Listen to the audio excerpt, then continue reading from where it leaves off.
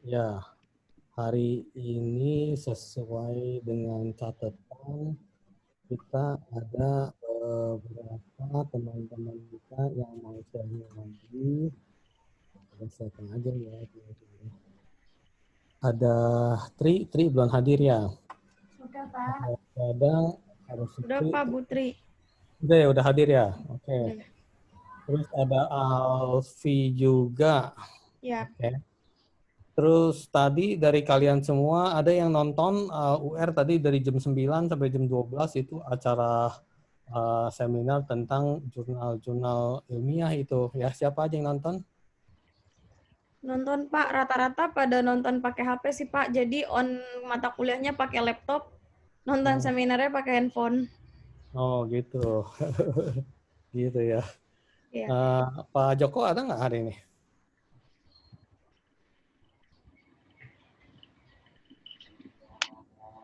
Kelas Pak Joko hari ini nggak ada, Pak. Nggak ada juga ya. Pak Joko kapan adanya jadi? Nah, semenjak ini perkuliahan ini emang dia berapa kali di on time di waktu ini?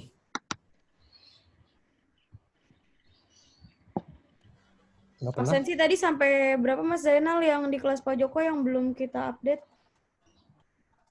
Sebentar coba saya buka ya. Yang nggak ada 2 hari ini ya, Mas? Iya, Minggu kemarin. minggu kemarin juga nggak ada sih. Ya, maksudnya dua pertemuan yang lalu. 2 pertemuan sama hari ini ya. Mm-mm.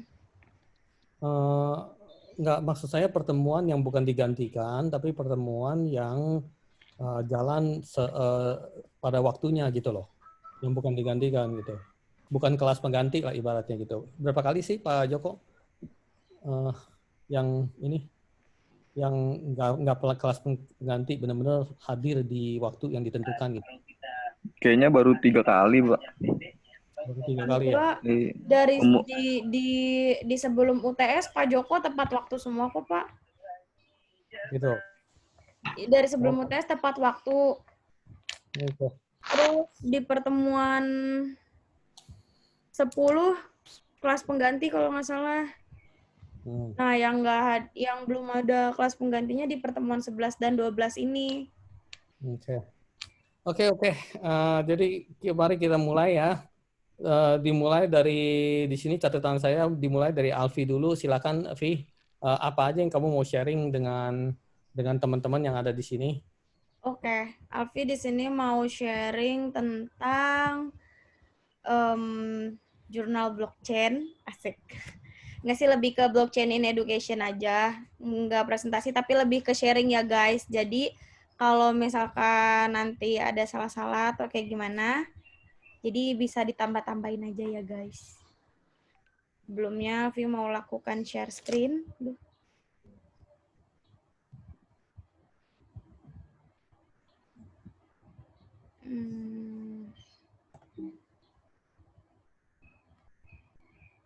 Nah, oke, udah tampil ya guys di layar. Halo, ada yang bisa dengar suara Alfi? Iya, udah tampil, Vi. Udah tampil. Oke. Iya. Thank you. Alfi mulai ya, Pak. Ya, mangga. Aduh, deg-degan. Oke. Sebelumnya, welcome to Govi Galaxy. Kali ini Alfi hadir mau sharing soal ini berhubungan sama jurnal yang sebelumnya Alfi tulis, yaitu Blockchain in Education. Nah, terus di dalam presentasi kali ini, mungkin gak lama-lama karena hari ini juga ada 4 teman-teman yang mau presentasi ya. Jadi, Alfi langsung next aja. Di sini ada 4 poin pembahasan yang akan Alfi bahas di selama presentasi berjalan ini. Yang pertama ada tentang blockchain use case. Yang kedua ada blockchain transform education. Yang ketiga ada blockchain in education articles. Dan yang keempat, kita akan coba main-main dengan simulasi. Nggak simulasi sih, ini bisa dibilang kayak penerapan blockchain juga. Cuma memang belum hits di Indonesia. Oke, next. Blockchain use case. Nah, di sini Alfi ambil contoh dari Vexanium nih. Sebelumnya yang udah sama-sama kita ketahui, kemarin rekan MIT kita udah presentasi tentang Vexanium, yaitu ada Mas Adam. Ya, Adam presentasi tentang blockchain-nya si Vexanium nih. Nah, kali ini Alfi juga ngambil contoh dari si Vexanium juga. Jadi, di sini, di Vexanium sendiri ini, teknologi blockchain dinilai memiliki karakteristik dan ciri yang khas dan inovatif. Terus, jadi menurut si Vexanium ini, blockchain itu punya elemen-elemen dan karakteristik yang dapat diterapkan di berbagai industri. Contohnya adalah yang ada di 12 poin yang ada dalam gambar ini ya.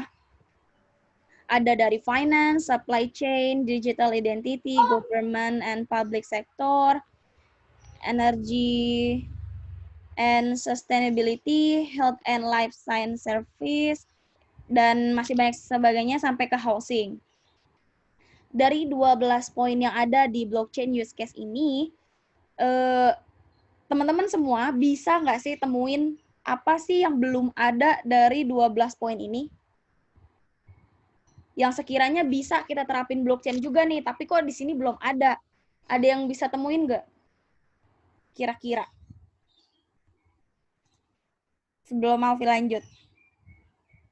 Education. Tapi gimana? Yes, Nuk? Maksudnya bagian education-nya nggak ada. Right, that's right. Bintang buat Nuke dari Alfi. Mantap. Good job ya, Nuke. Thank you, Alfi. Ya, jadi dari 12 poin yang ada di blockchain use case ini, yang belum ada adalah bidang education. Kenapa belum ada? Karena ini kan Vexanium dia ngadopsinya dari Indonesia ya. Nah, di Indonesia ini mungkin belum banyak orang yang mengadopsi teknologi blockchain ini ke dalam education. Nah, kecuali nih di Universitas Raharja nih ada pelopornya. PAUR salah satunya. Bahkan Alfi berani bilang bahwa di Provinsi Banten ini baru PAUR yang berani mau mendalami soal blockchain di Universitas Raharja. Jadi tepuk tangan dulu guys buat PAUR. Thank you. Bokap kita semua hebat banget di saat blockchain teknologi di bidang education di daerah kita khususnya itu belum digembar-gemborkan, tapi PAUR berani untuk mau ngambil blockchain. Bahkan PAUR juga seperti yang PAUR udah ceritain mungkin ke semua teman-teman, PAUR juga lagi ngambil S3 dengan blockchain, mau bawa blockchain. Mantap Pak, Alfi support. Oke, di sini Alfi juga melakukan sebuah kutipan dari jurnal internasional, yaitu ditulis oleh Solomon dan kawan-kawan pada tahun 2019. Dia berasal dari Finlands University yang membahas tentang blockchain teknologi and gamification, condition and opportunities for education. Nah, jadi si blockchain ini dianggap punya opportunity nih di bidang edukasi, tapi mungkin sayangnya di Indonesia ini belum diterapkan dengan baik, atau belum ada orang yang berani mengangkat hal tersebut. Nah, sebelum kita masuk ke next point, kalau misalkan kita rewind ke belakang, kita lihat history tentang bukan tentang blockchain ya, tapi tentang kalau misalkan sebentar ya guys, ada gangguan telepon. Nah, kalau kita rewind, sebelum ada blockchain di dunia pendidikan, itu ada kasus tentang ini, kasus pemalsuan ijazah. Ini sebelum ada blockchain ya.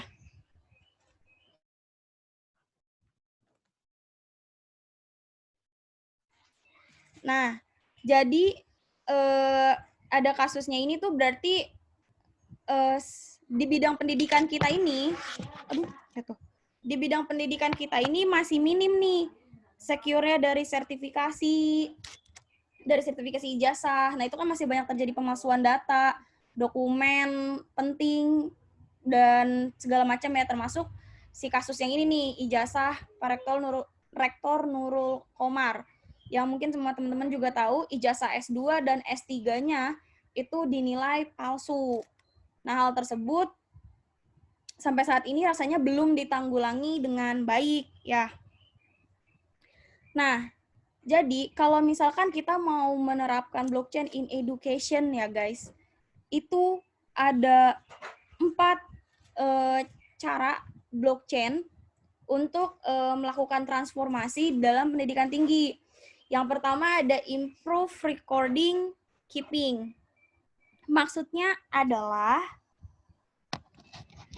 di sini kayak yang tadi, kenapa ini diwarnain merah? Karena seperti kasus yang tadi, kalau misalkan udah pakai blockchain guys, itu kayak ijazah, sertifikasi, kayak gitu-gitunya bisa kita kasih kode Unicode atau kita sebutnya mungkin hash, itu dia bisa lebih secure, bisa lebih aman kayak gitu. Terus yang kedua ada increase efficiency in existing business processes. Nah, yang ketiga ada create a new market for digital asset. Yang keempat ada create a disruptive business model. Nah, dari pembahasan atau banyaknya Alfi sharing tentang blockchain ke Pak Ur juga, Alfi alhamdulillah bisa menghasilkan sebuah jurnal yang membawa tema blockchain in education. Kurang lebih temanya sama yang sebelumnya nih. Alhamdulillah jurnalnya bisa terbit di Scopus Q4 dengan judul Alleviate Fake Diploma Problem in Education Using Blockchain Technology.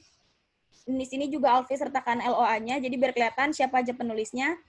Dan rasanya blockchain in education ini berkaitan juga ya dengan dunia hukum, karena kan kita pengen membahas nih tuh yang namanya ijazah-ijazah palsu, sertifikasi palsu. Nah, makanya jurnal ini juga ditulis oleh rekan kita semua juga yang menjadi rekanan jurnal Alfi di sini oleh Mas Badri. Kalau ada Mas Badrinya di sini. Jurnal ini ditulis berdasarkan hasil sharing dari Pak UR dan Alfi dan juga Mas Badri menggabungkan ide. Tentunya ini pasti ininya Pak UR ya, idenya Pak UR banget gitu. Gimana caranya biar si masalah yang sebelumnya nggak pernah bisa terselesaikan, kayak pemalsuan ijazah, dan di sini bisa terselesaikan dengan baik gitu. Nah, untuk kita lakukan kita pengen tahu nih gimana caranya sih biar itu tuh bisa tersertifikasi dengan baik atau terlindungi dengan baik. Kita coba lakukan praktek aja yuk guys. Kita lakukan praktek dengan trusty.id. Nah, untuk praktek kali ini, Alfi mau libatkan teman-teman semua untuk ikutan praktek bareng Alfi. Setuju, guys? Yes, sir. Setuju. Oke. Coba. Oke. Jadi Trusty ini sebelumnya Alfi jelasin secara singkat banget. Trusty ini kayak satu di apps. Kalau Alfi hasil sharing Alfi dengan Adam nih, thank you loh Adam. Dan juga Nuke tentunya. Ini hasil sharing kita bertiga itu menghasilkan sebuah maksudnya ide kayak gimana kalau kita lakukan simulasi nih, gimana caranya biar semua teman-teman MIT juga tahu kalau sertifikat yang digabungkan dengan blockchain itu kayak gimana sih. Nah, Trusty ini juga partneran sama si Vexanium karena dia pakai node blockchain-nya si Vexanium gitu guys. Nah, jadi coba teman-teman yang mau ikut partisipasi bisa buka trusty.id di browsernya ya guys. Ini izin untuk stop play dulu. Yuk kita buka trusty.id. Kalau misalkan yang baru mau buat Trusty, create an account dulu ya. Sudah punya kakak. Oke, kalau Nuka sama Adam pasti udah punya. Coba yang lain. Trusty. Iya Bu Arum, trusty.id. Ayo yang mau bantu Alfi di presentasi kali ini siapa aja nih? Ada Bu Arum, Adam, Nuke.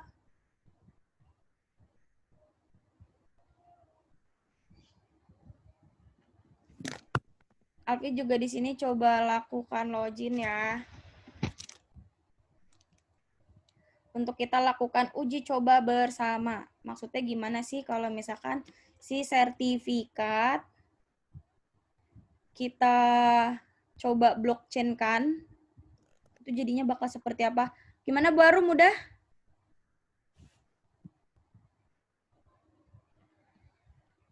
Belum, daftar akun dulu ya sebentar. Ya, oke, siap. Oke, sudah berhasil Mbak Alfi. Oke, thank you Mas Danu ikutan juga ya. Oke, kayak cukup kali ya, kita berempatan dulu. Karena ntar kalau semakin banyak, Alfi agak banyak juga masukin emailnya. Oke, udah Masukin Mas saya Danu. dong sih. Kenapa? Masukin saya satu lagi ya. Oh ya udah, Mas Jainal itu dulu, create account dulu ya. Udah, Vi, udah. Udah, mantap. Bu Arum udah juga. Sambil nunggu Bu Arum, di sini Alfi coba. Sudah. Oke, pastikan yang baru bikin account buka email dulu untuk lakukan verifikasi ya. Ya sudah. Dan Oke. Di list di Oh grup iya MT, tuh, Bu. di list di grup MIT ya. Pak UR udah ngelis tuh. Ada nomor 1 ada Pak UR. Yang pertama, mantap. Yang kedua, ayo di list. Sambil ngelis, Alfi sambil mau pelan-pelan kita lakukan tutorial step by step-nya ya. Jadi pertama, ceritanya di sini Alfi punya nih satu file sertifikat yang mau Alfi kirim ke teman-teman semua. Nah, Alfi sudah lakukan upload. Nah, jadi di sini kelihatan ya, ketika file kita upload, sistem melakukan verifying dulu. Oke. Kita sembari tunggu juga si proses verifying-nya. Tadi upload apa, Vi? Sorry, nggak kelewat tadi. Ini upload sertifikatnya, Mas. Jadi kan ceritanya Alfi nih sebagai sender mau ngirim sertifikat nih. Nah, Alfi di sini nge-upload. Uploadnya di mana? Tadi di sini. Di sebelah sini itu kelihatan ya? nggak ya? Oke. Tadi di sini Alfi klik. tapi harus upload juga nggak? Nggak usah. Ini dari Alfi dulu aja. Ya, guys. Jadi sambil nyimak. Oke, ini udah terupload dengan baik ya, karena verifying-nya udah berubah jadi certified. Nah, di sini, di Trust ini kita masukkan asset name-nya apa? Asset name-nya misalkan sertifikat MT aja deh, MT315. Ini kode kelas kita ya, guys. FYI. Terus di sini Alfi mau melakukan tanda plus. Di sini itu tandanya Alfi memasukkan metadata atau primary key-nya. Nah, misalkan di sini Alfi mau tulis sertifikat, ini bisa dimasukin apa aja ya, guys. Kalau kalian misalkan bisa nulis love code, itu juga bisa, atau Unicode namanya ya. Kalau di Circle Alfi Nuka Adam kita sebutnya love code karena itu kodenya unik gitu. Jadi misalkan nih sertifikat ABC gitu, misal sertifikat ini nggak bisa pakai spasi, guys. Sertifikat 12 aja deh. Mari kita angkatan 12. Lalu di sini value-nya kita juga bisa bebas masukin, coba ABC 0001. Nah, sudah, lalu Alfi coba klik toggle. Bener nggak sih kalau Alfi bilang ini toggle? Toggle yes. Di request signature. Nah, karena di sini udah nih, Alfi mau buka siapa aja yang udah ngelis. Wah, banyak banget. Ini ada badriantetraharja.info, emang udah bikin akunnya. Akun Trustinya Mas Badri udah bikin belum? Oke, no answer. Kita ketik di sini dulu ya, email recipientnya, berarti email penerimanya itu ada Bapak UR.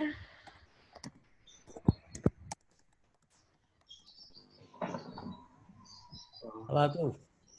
Aku double gitu sih. Kok Double, Vi. ya, sorry. Terus kita tambahin lagi. Halo. Yes. Mau nanya dong, Apa tuh? create akun pakai Gmail lain nggak apa-apa kan ya pakai Gmail, bukan Airinfo? Sebenarnya nggak apa-apa sih, cuma kan kita karena mau seragaman ya, jadi pakainya Rinfo aja udah. Oh iya. Sebentar. Dia lagi bikin Wow. grup ini ya, Pi. Guys, ini jangan nambah-nambah dulu ya guys, karena akan banyak banget nih kalau nambah lagi. Alfi ambil 6 nama teratas aja ya guys. Ada adam.faturrahman@raharja.info, tapi yang lain juga bisa coba-coba juga. Terus abis Adam ada Bu Arum Hidayati @raharja.info. Terus ada lagi Mas Zainal @raharja.info. Terus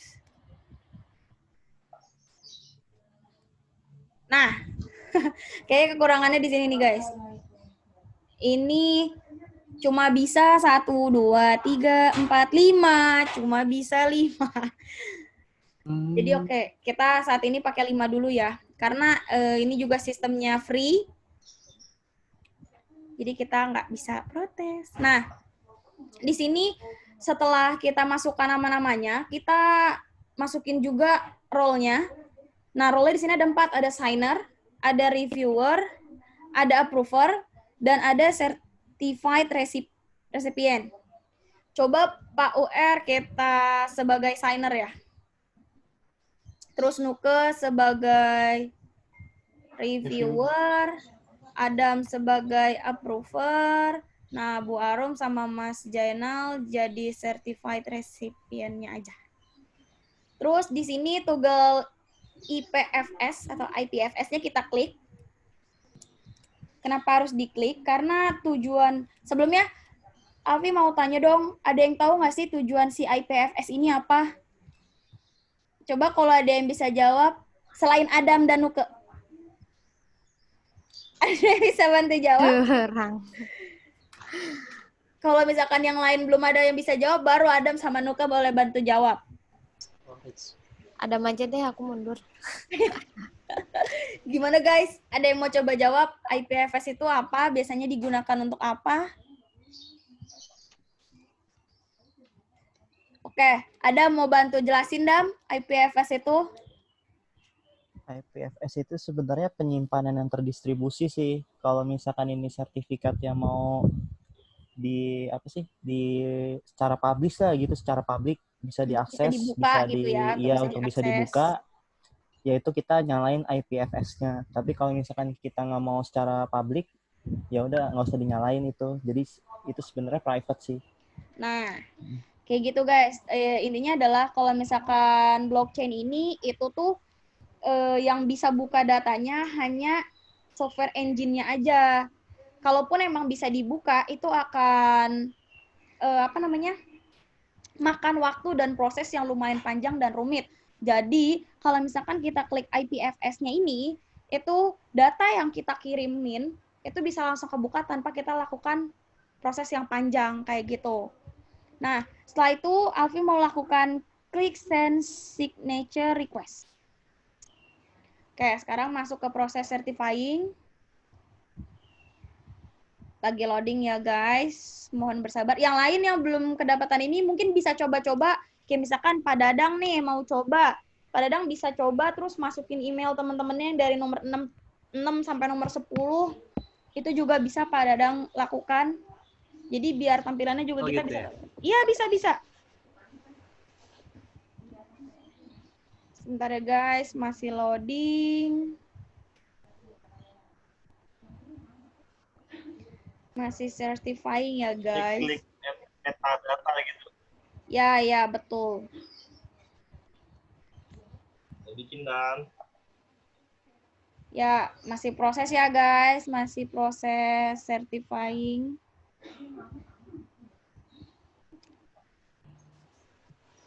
Ini pasti yang lain ngiranya di grup MIT itu absen ya guys. Masih berlanjut.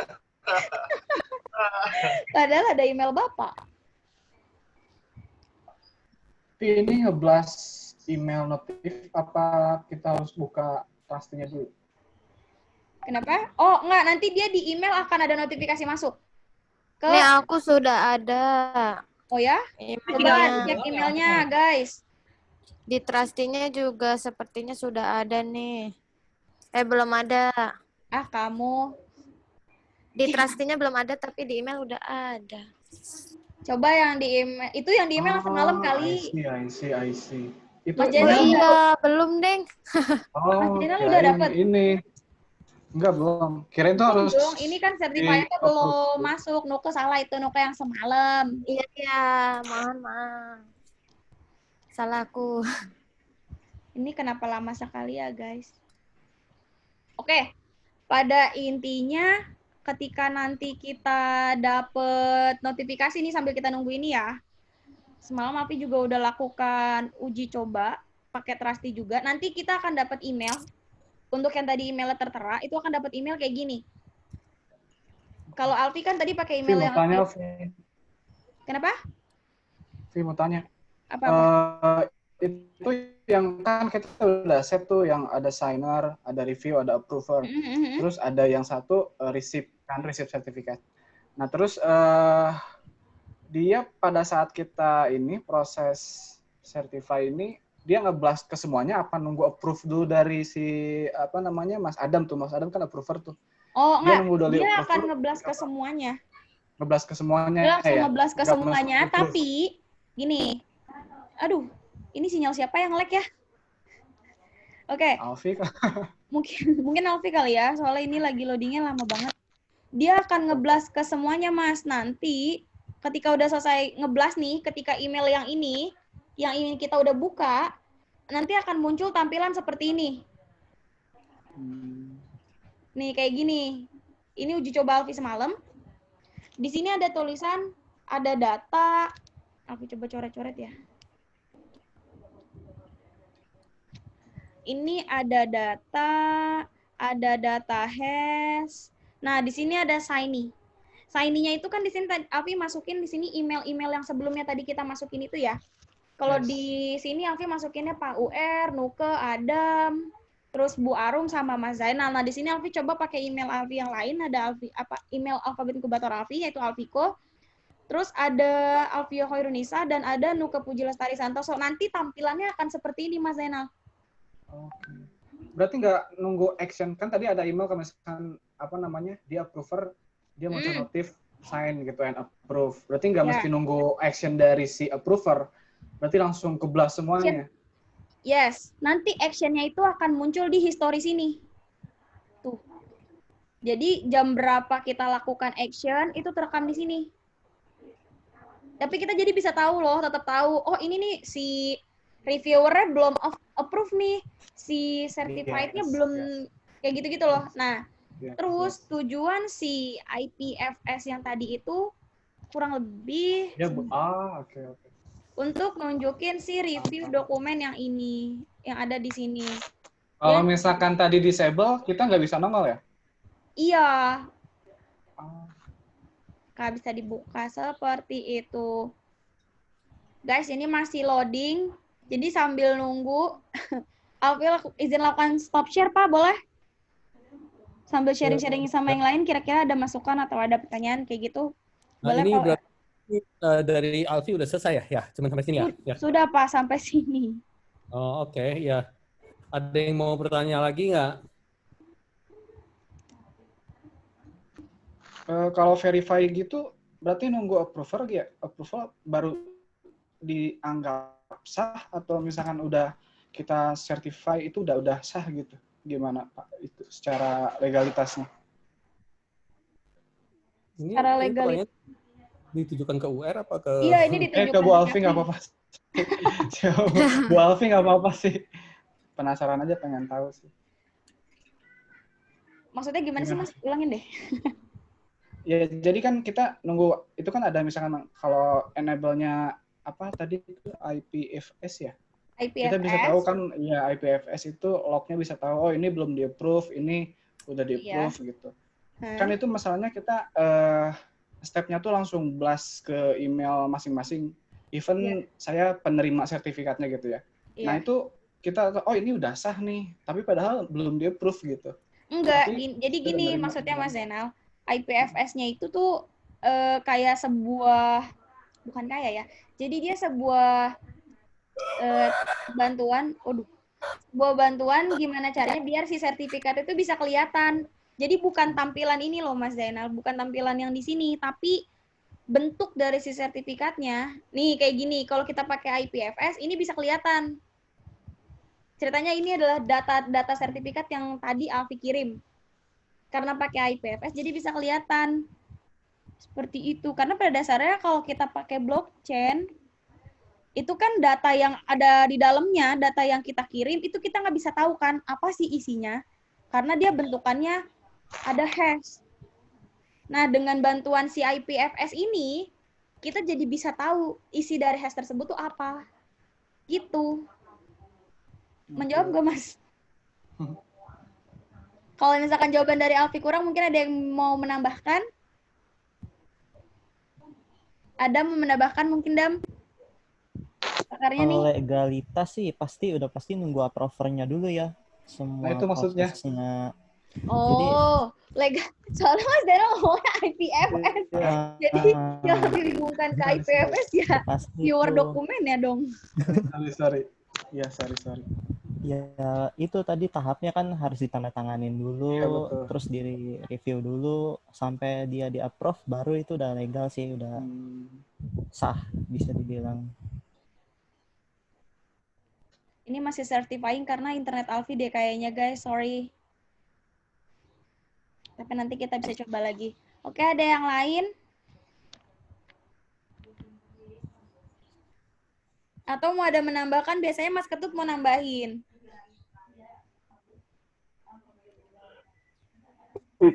Enggak, apa itu mau konfirmasi, berarti IPFS itu sebenarnya itu public key. Public key itu untuk membuka dokumen yang diberikan kepada distribusi gitu ya. Yeah. Tujuannya itu ya. Karena kan private key-nya untuk nge-encrypt dokumennya. Kemudian ini public key-nya kalau mau buka pakai public key gitu. Yap. Iya, betul. Oke. Seperti itu, Mas. Oh, thank you so much loh Mas Ketut. Tapi nanti ada gap nggak ya? Maksudnya saya worry gini loh. Saya pikir tuh dia ngeblast ke yang penerima si sertifikatnya ini, nunggu approver dulu gitu. Taunya pas pertama dia udah ngeblast ke semuanya. Itu iya, dia udah ngeblast ke semuanya. Gitu. Jadi maksudnya Mas Zainal maunya itu si approver harus approve dulu, baru dia ngeblast ke semuanya kayak gitu. Betul. Ya tapi saya pikir tuh gitu. Oh, enggak, kalau di sini kan kalau blockchain kan terang-terangan, guys. Jadi kayak yang waktu itu Pak UR pernah kasih simulasi di WhatsApp yang kita bisa bilang itu semi blockchain, semua dapat kopian, semua bisa dapat salinannya dulu, bahkan even sebelum di approve gitu loh. Iya sih. Jadi coba saya tambahkan lagi ya. Yes, Bapak. Yang namanya blockchain itu pada akhirnya kan kita tahu bahwa itu kalau dibikin oleh orang itu pada dasarnya maunya orang tersebut ya. Oh, saya maunya kayak gini. Terus pada saat lagi kalau belum di approve kok udah boleh di blast. Tapi kita punya prosedur maunya memang kayak gitu. Nah, seperti itu ya. Jadi pada saat bikin blockchain itu bikin programming code. Programming code itu terserah orang-orangnya.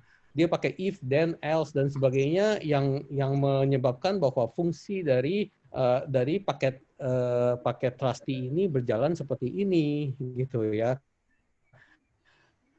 Misalnya kita not so happy yang terjadi seperti itu menurut Anda that's not good atau gimana itu ya. Berarti you bikin baru yang menurut you bagus gitu loh.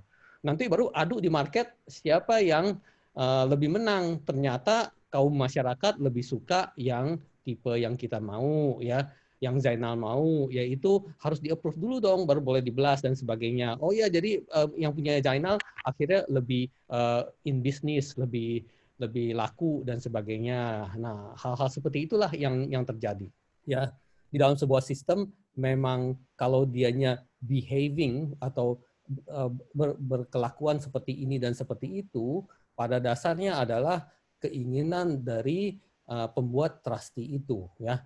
Alfie nggak buat trustee, Adam juga nggak buat trustee, saya juga nggak buat trustee. Trustee itu datang dari grup Vexanium yang pakai blockchain membuat sesuatu disebutnya trustee berguna untuk sertifikat yang di blockchain ini.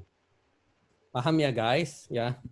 Paham. Tapi sebenarnya saya ingin lebih lanjut lagi sedikit mengayal gitu, ngayal-ngayal dikit ya, bahwa kelas MIT ini, ya MIT 12 ini, MTI 12 ini yang kita sebut MIT juga ya, menurut saya orangnya pada bagus-bagus di sini nih, ya. Amin, alhamdulillah. Ya, dan saya lagi sama Alfi, sama Nuke, sama Adam itu yang akrab sama saya lah gitu. Maksudnya sampai datang dan ketemu tiap hari lah begitu ya. Lagi susun sebenarnya proposal tesis begitu loh ya. Yang kalau bisa lebih duluan untuk bisa maju ajukan ke kampus ya, tunjukin modal dan kualitas sehingga bisa ada jadwal, bisa disetujui jadwal untuk presentasi tesis ya. Kalau memangnya kita ada keunggulan ya di zaman sekarang ini, zaman kampus merdeka ini, kenapa tidak gitu loh. Nggak usah terlalu berbaris rapi-rapi banget gitu untuk nungguin waktu, nungguin baris antrian dan sebagainya. Kalau misalnya ada keunggulan ya dahuluin aja dulu gitu. Nah, maksud saya ngomong kayak gini mau kasih semangat kepada teman-teman ya, apalagi setelah kelas MIT ini selesai ya, kita akan membentuk kayak seperti WAG baru ya, yang udah omongannya adalah proposal sidang. Oke. Berarti di kelas saya ini di sini bagi yang termotivasi dan yang mau gitu ya akan bergabung di dalam WA group yang baru itu ya. WA group yang baru itu akan membicarakan khususnya tentang bagaimana menyusun proposal sidang start from now, bukan tunggu sampai setelah 1,5 tahun lagi, setelah kelas-kelasnya udah selesai semua, baru susun gitu ya. Ada yang susunnya sebulan, ada yang susunnya 6 bulan gitu dan sebagainya ya. If we can do it earlier, why not gitu ya. Di sini udah banyak yang praktisi-praktisi lagi. Saya terus-menerus mengukur kemampuan kalian berpikir seperti apa gitu ya. Karena saya pengalamannya banyak sebagai dosen itu udah 20 tahun lebih ya, saya bisa mengukur gitu. Orang-orang punya ilmu pengetahuan, kematangan dan sebagainya itu udah sampai sejauh mana. Ini nih pada bagus-bagus. Pada pintar-pintar semuanya ya. Why not gitu ya. Kalau memangnya kalian ada keunggulan, berarti Raharja ada keunggulan.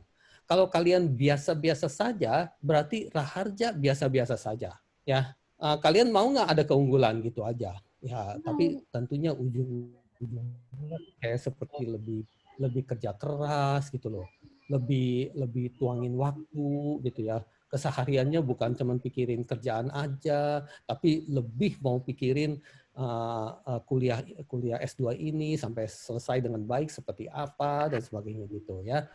Nah, jadi untuk supaya bisa lanjut perihal itu, saya itu butuh kayak pernyataan-pernyataan dari kalian, ya, pernyataan dan keseriusan dan tekad gitu loh, ya. Boleh di grup, boleh japri sih, ya. Setelah itu saya akan membentuk WA grup baru untuk supaya jalanin itu, ya. Berarti ada diskusi-diskusi baru di situ. Ya, paham ya guys? Paham, Pak. Thank you so much. Jadi intinya dari apa yang Bapak bilang, kalau misalkan ada yang punya niatan untuk kejar proposal tesisnya guys, bisa nyatakan di grup atau bisa chat japri Pak UR. Ya, Mantap. tentunya keunggulan itu sebenarnya dimulai dari kalian ada yang udah sukses di penulisan jurnal, apalagi sudah masuk ke dalam Scopus. Ya, yang tadi si Alfi katakan bahwa Jardex itu dia tulis dengan Badrianto itu Q4, ya. Alhamdulillah di tahun sekarang punya penilaian Scopus itu sudah naik dari Q4 jadi Q3. Ya, tentunya sangat susah banget, sangat jarang banget gitu loh. Kalau di tingkatan-tingkatan kita ini bisa sampai masuk ke dalam Q3 gitu loh ya. Jadi yang si Alfi tulis dengan Badrianto itu sebenarnya ya udah Q3. Bisa naik, bisa turun ya. Kadang-kadang yang kita udah tulis nggak taunya penilaian Scopus selanjutnya malah jeblok gitu loh. Malah jadi nggak dapat Q-nya dan sebagainya. Itu bisa terjadi juga ya.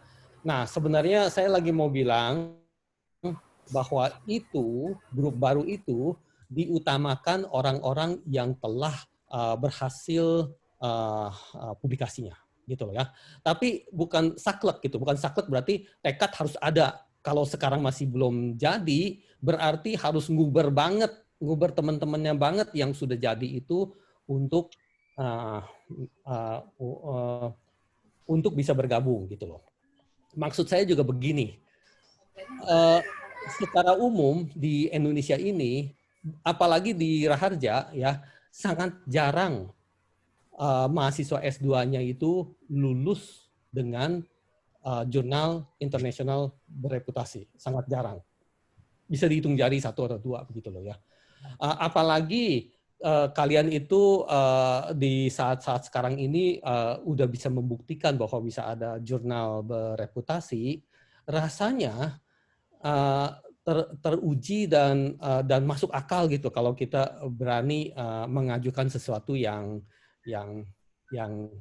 lain daripada yang lain gitulah. Nah, kalau kalian ingin melihat persamaan, ibaratnya kalian itu lagi sekolah SD gitu ya, tapi lompat kelas gitu loh. Lompat kelas berarti kayak seperti sekarang baru SD kelas 2, tapi saking bagusnya ini anak nih ya, udahlah kelas 3 nggak usah naik ke kelas 4 gitu. Itu namanya lompat kelas.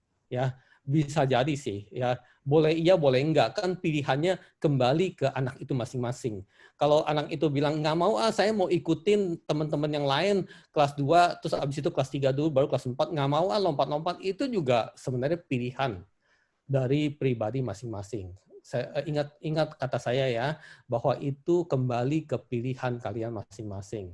Tapi kalau kalian merasa punya keunggulan dan ingin memperjuangkan keunggulan-keunggulan tersebut, UR bisa bantu gitu loh. Kebetulan UR lagi ngomongin mau bantu si Alfi, Nuke sama Adam, kenapa tidak untuk ngeliatin teman-teman yang lain juga. Begitu ya guys. Yes, Pak. Oke. Bisa lanjut ya. Oke. Hari ini UR capek banget nih, dari jam 9 ngomong terus sampai sekarang ya. Jadi keadaannya tidur-tiduran, tapi makanya itu videonya di off-in, kalau nggak kelihatan UR lagi tidur-tiduran. Tapi tetap UR baik ya, dengerin ya. Ya Pak. Oke. Berarti Alfi udah ya Pak, kita next ke next presentasi aja ya biar cepat. Nah, next presentasi siapa ya? Kalau di catatan sih ada Sukri. Butri apa? Ada Sukri, ada Butri, ada Pak Dadang. Ayo mau siapa yang duluan? Saya boleh, tapi boleh. Tentang... Halo? Ya, Sukri tentang apa? Visualisasi data dengan Tableau, Pak.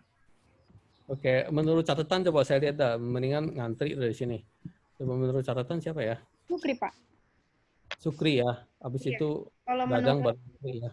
Oke, silakan Sukri share screen dan lanjut dengan presentasi kamu coba. Baik, Pak. Share screen. Izin share screen ya, teman-teman.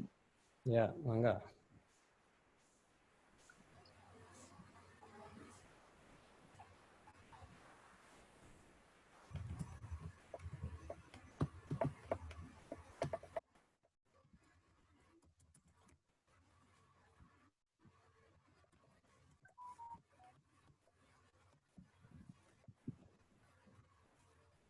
Sudah tampil belum ya?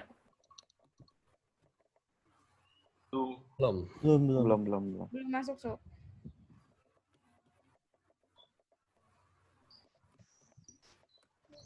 Teman-teman nanti sambil nunggu yang tadi Alfi kirim datanya ya buat belajar doang.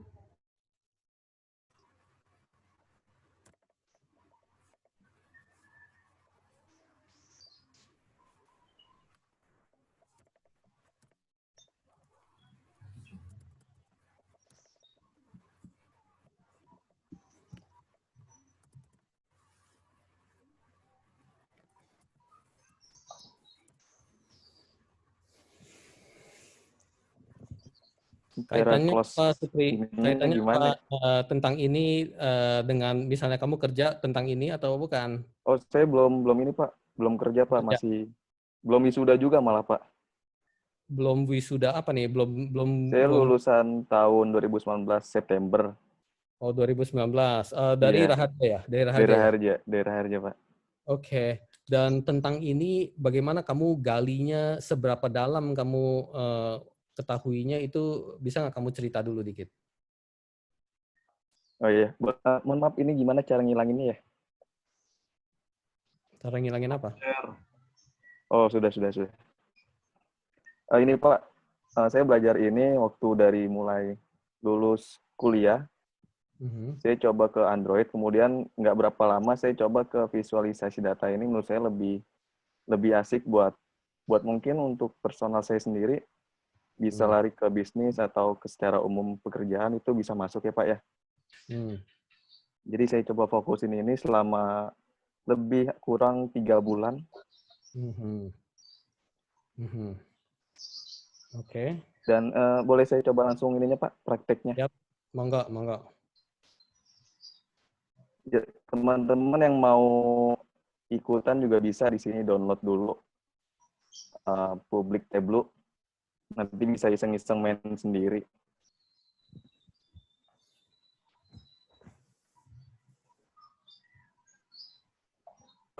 Nah, untuk pengambilan datasetnya, saya coba menggunakan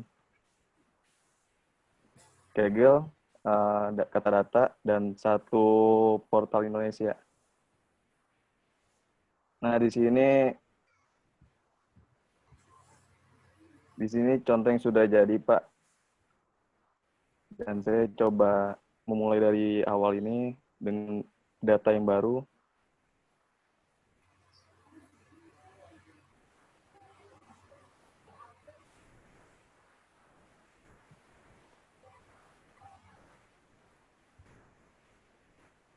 Nah, untuk masukkan data ini, dia ada berbagai macam, misalnya contoh data format Excel atau format CSV.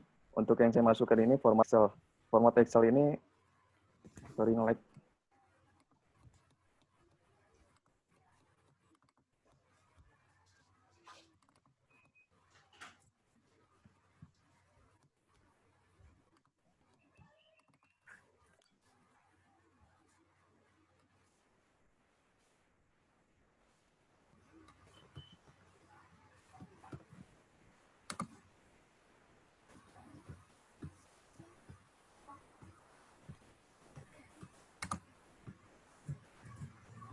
Nah, di menggunakan Tableau publik ini, kita bisa on server atau dengan server yang terupdate. Di sini ada beberapa server. Aduh. Oh.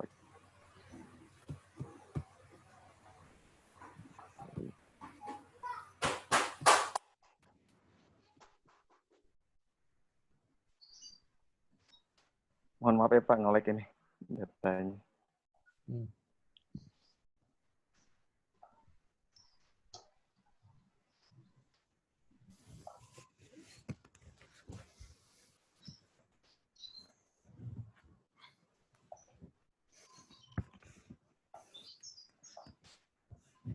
Jadi ini dalam bentuk apa? PowerPoint presentation atau apa nih? Ini? Atau langsung ke apps-nya? Langsung ke software Pak. Ya. Halaman sebelumnya coba balik, saya komentar-komentari sebelum ini. Boleh Pak.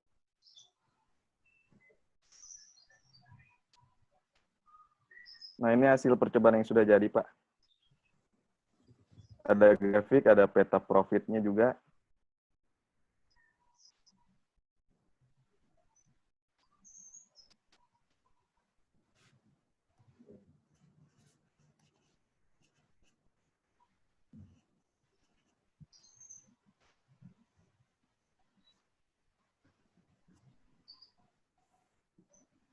Saya coba di aplikasinya lagi, Pak ya.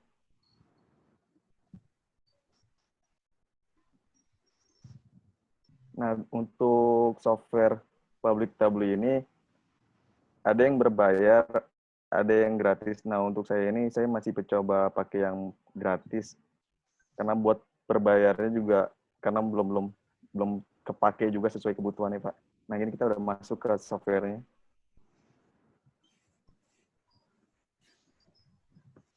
Ini data yang tadi saya ambil dari desktop. Nah, untuk mengambil datanya, kita coba ambil data pesanan, langsung drag ke tables.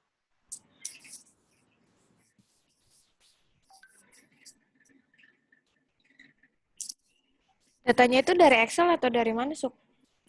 Ini datanya data format Excel. Cuman kita ngambil Terus dari... di-import atau gimana? Nggak usah di-import. Langsung download ke dataset yang tadi kayak Kaggle.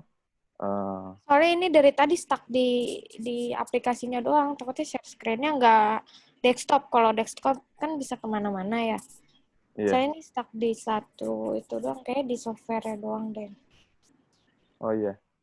Ini udah mulai ini belum? Belum. Masih di yang tadi sih. Oh, sorry. Iya, ini deh.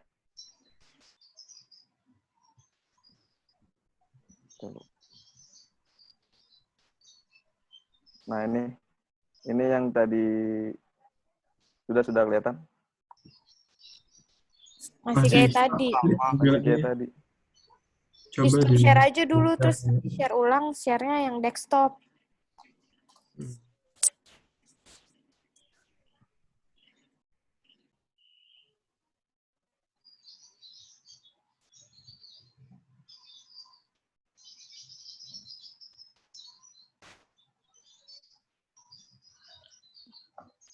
Oh, share dulu ya.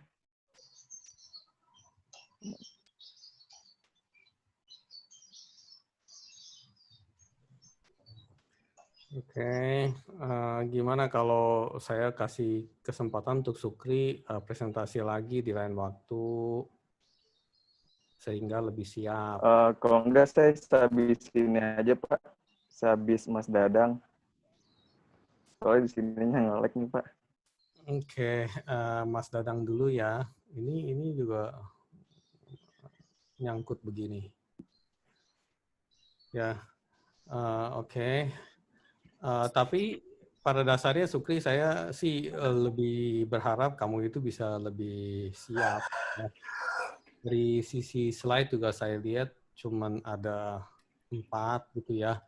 Rasanya sih teman-teman yang lain lebih mendalami lah perihal apa yang mereka itu ingin sharing gitu loh ya.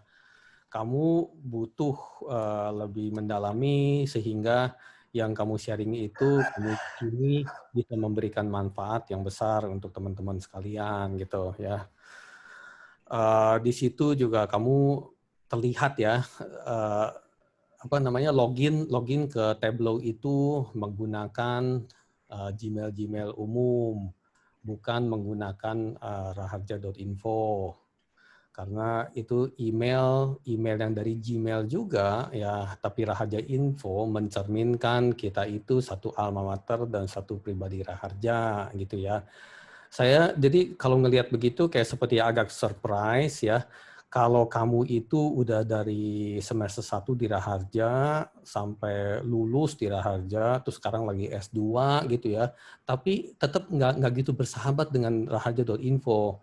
Tapi saya juga kembali kagum misalnya orang-orang seperti kayak Ketut gitu, atau siapa lagi mungkin Jainal gitu, yang sebenarnya baru bergabung di MTI itu baru 3 bulan, baru 4 bulan gitu, tapi udah bersahabat dengan raharja.info gitu. Nah itu hal-hal yang merefleksikan dari kita itu ada pendapat tentang seseorang itu gimana gitu, tanpa bisa dihindari ya. Nggak tahu kalau saya ngomong kayak gini Sukri bisa ngerti apa enggak. Kalau misalnya bisa ngerti, lain kali bisa lebih aware tentang itu ya. Apalagi nanti pada saat lagi ntar Aidula, ntar Aimi lah, entar Widuri lah, dan sebagainya. Pada saat kamu lagi Gmail-Gmailan dan nggak bisa masuk, ya ujung-ujungnya kamu ada rasa kesel nih, ya kayaknya ribet deh, ada gini-ginian apa dan sebagainya. Padahal orang lain lancar. Ya karena rahaja.info itu merupakan magic key-nya gitu, kayak seperti kuncinya. Sekali udah login itu aja yang lain tembus-tembus semuanya. Tapi kamu nggak terbiasa tuh masuk ke dalam rahaja.info. Kamu masih terbiasanya masuk ke Gmail kamu. Kenapa nggak terbiasa? Saya juga ngerti. Karena apa? Facebook saya masih nyangkut di situ. IG saya masih nyangkut di situ, mungkin YouTube saya, channel saya masih nyangkut di situ, dan sebagainya. Makanya ada suatu lompatan juga ya, bahwa saya tekadin nih supaya saya bisa ikut kebersamaannya. Ya, kita itu lagi bersama-sama, tapi seolah-olah pisah-pisah. Nah, kayak gitu-gitunya, Sukri. Ya, yang saya rasakan sih kayak gitu-gitunya. Kelihatan dari slide-slide yang timbul di kamu itu. Oke? Sukri ya, mohon maaf kalau kurang berkenan, tapi coba itu disimak dalam hati. Tujuan UR selalu baik, ya selalu baik untukmu gitu loh. Oke Sukri, thank you ya Sukri ya. Baik Pak. Oke. Ya udah, Dadang, your turn please.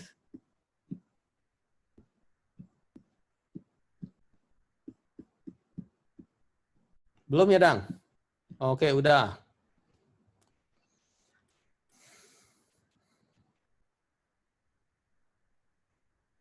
Pak Dadang masih di mute.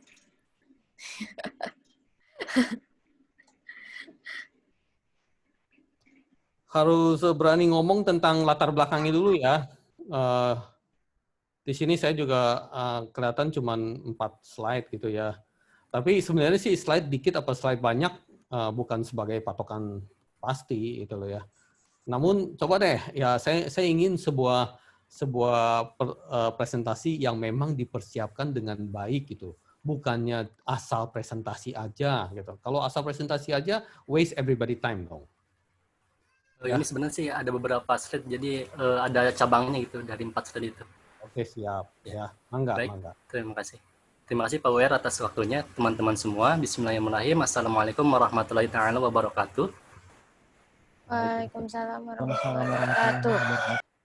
Di sini saya akan coba menjelaskan tentang sebuah hobi. Jadi ini merupakan hobi saya. Saya itu kerja di jaringan sebagai network and server and network engineer di salah satu perusahaan swasta di Tangerang. Jadi untuk tema kali ini di sini saya akan membawa sebuah tema pembahasan yaitu tentang bagaimana sih membangun sebuah jaringan RT/RW-net. Jadi berlatar belakang dari hobi saya Pak WR dan teman-teman semua, saya akan coba menjelaskan tentang sebuah solusi internet murah. Oke, kita coba cek dulu sebenarnya apa sih RT/RW-net. Mungkin kalau buat teman-teman yang istilahnya baru dengar ataupun juga pernah dengar, jadi RT/RW-net itu adalah sebuah solusi internet murah untuk masyarakat dalam kondisi new normal. Sebenarnya sih untuk RT/RW-net ini sudah berjalan, jadi selain sebagai usaha, jadi sebagai solusi juga mungkin buat jadi untuk RT/RW-net ini sudah berjalan di daerah Jatiuwung, tepatnya di Jalan Otomen, dengan user ada sekitar lumayan sudah puluhan user yang yang melakukan yang menggunakan jasa RT/RW-net ini. Nah, jadi untuk RT/RW-net ini merupakan sebuah konsep IT yang sudah lama ada sebenarnya, yang menjadi tren baru di kalangan penggiat IT atau juga pengusaha IT dalam era milenial dalam kondisi saat ini. Jadi untuk saat ini di grup-grup yang saya join, yaitu tentang masalah IT untuk RT/RW-net ini, sudah banyak di Indonesia ini yang melakukan usaha RT/RW-net ini. Nah, jadi di dalam apalagi dalam kondisi yang sekarang ini new normal, semuanya belajar melalui internet, kemudian juga belajar kerja di rumah, kemudian banyak sekali kegiatan-kegiatan yang dilakukan menggunakan internet seperti itu. Nah, sebenarnya untuk internet, apa sih RT/RW-net itu gitu kan? Nah, untuk RT/RW-net ini menurut penjelasan Jadi jaringan merupakan sebuah jaringan komputer swadaya masyarakat dalam ruang lingkup yang sangat kecil itu. Jadi biasanya RT/RW ini menghubungkan antara beberapa RT, kemudian juga RT, RW, dan kelurahan seperti itu. Dari beberapa RT ini biasanya terkoneksilah sebuah jaringan komputer seperti itu. Yang dimana merupakan salah satu bentuk komunikasi rakyat yang bebas dari undang-undang dan birokrasi pemerintah. Jadi untuk pembangunan RT/RW ini, kita bebas membangun sebuah jaringan RT/RW ini tanpa harus istilahnya melakukan izin gitu kan, maksudnya harus izin dulu ke pemerintah seperti itu. Biasanya kan kalau untuk mendirikan jaringan yang besar itu kita harus ada izinnya seperti itu. Nah, selanjutnya sejarah RT/RW. Nah, jadi untuk sejarah RT/RW ini memang sebuah pertama kali digunakan sekitar tahun 1996-an oleh para mahasiswa gitu kan, mahasiswa UMN. Seperti dulu itu mahasiswa UMN ini menyambungkan antara kos-kosan mereka ke kampus UMN. Jadi melalui sebuah jaringan gateway internet di ITB, mereka sambungkan ke kosan-kosan mereka. Nah, di sanalah muncullah sebuah sebutan RT/RW. Nah, dulu itu ada yang namanya Bino. Jadi dia itu bekerja di salah satu ISP atau Internet Service Provider yang namanya GlobalNet. Nah, mereka itu bercanda para mahasiswa itu, dan timbullah sebuah celetukan sebutan RT/RW karena jaringan ini menghubungkan antara beberapa RT ataupun juga RW seperti itu. Lanjut. Nah, di sini sebenarnya sih konsep RT/RW itu seperti apa? Nah, jadi konsep RT/RW ini sebetulnya sama dengan konsep OneNet. Jadi pemilik RT/RW nih, jadi akan membeli sebuah atau menyewa sebuah bandwidth. Jadi kita, misalkan saya nih, menyewa sebuah bandwidth ataupun juga ke sebuah ISP atau Internet Service Provider, misalkan Telkom. Kemudian saya menjual lagi dengan bandwidth itu ke pelanggan, misalkan ke tetangga ataupun juga ke tetangga rumah-rumah yang lain seperti itu. Nah, jadi dari konsep ini bisa kita lihat dari satu provider yang kita langganan, kita bisa share ke beberapa user dengan harga yang lebih murah seperti itu.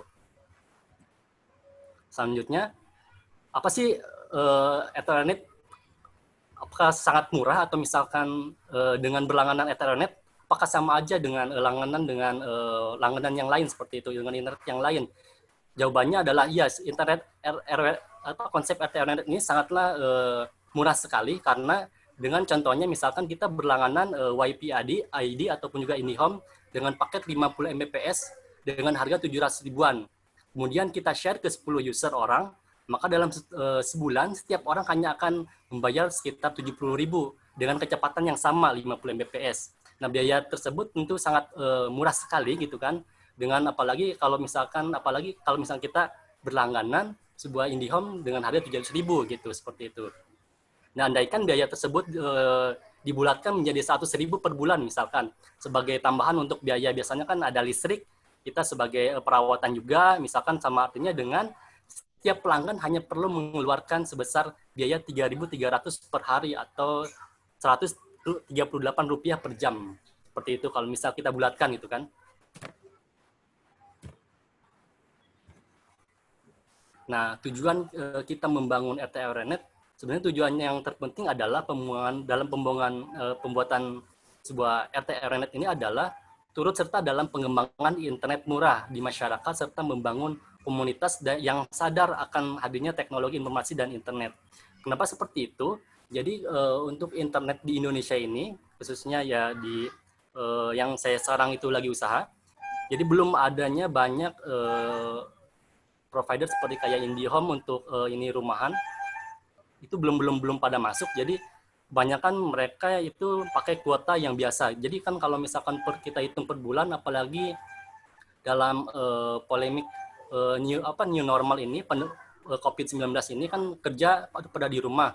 Nah, jadi pengeluaran kuota internet itu sangat besar sekali gitu kan. Nah, dengan adanya RT/RW ini, diharapkan bisa mengorganisir ataupun juga bisa meringankan pengeluaran biaya untuk kuota internetnya seperti itu. Nah, untuk topologi sederhananya seperti ini. Jadi misalkan ini adalah tempat server saya, Ethernet saya, kemudian saya share lagi ke pelanggan. Seperti itu. Nah, saya mencoba lihatkan untuk topologi di Ethernet di ini adalah topologi yang sekarang lagi berjalan di Ethernet yang saya bangun. Saya berlangganan satu buah ISP dengan speed 50 Mbps. Kemudian saya manage lagi di dalam sebuah router. Jadi router ini fungsinya untuk memanage nanti untuk paket ke klien seperti apa, yang di mana juga dibantu dengan Micmon. Micmon itu adalah aplikasi untuk memanajemen hotspot. Nah, di sini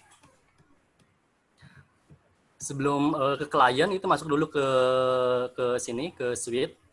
Nah, di sini ada dua konsep jaringan. Pertama, untuk akses ke user itu saya membuat sebuah tiang yang dimana dipasang suatu buah access point. Jadi user itu tinggal connect melalui login hotspot. Kurang lebih untuk login hotspotnya seperti ini. Ini untuk merupakan paket-paket yang saya sediakan untuk masyarakat. Ada paket mungkin untuk nggak ada share-nya, Mas Dadang. Gimana? Nggak ada gambarnya. Share screen-nya keputus, Mas. Share screen-nya ketutup. Oh, ketutup, sorry.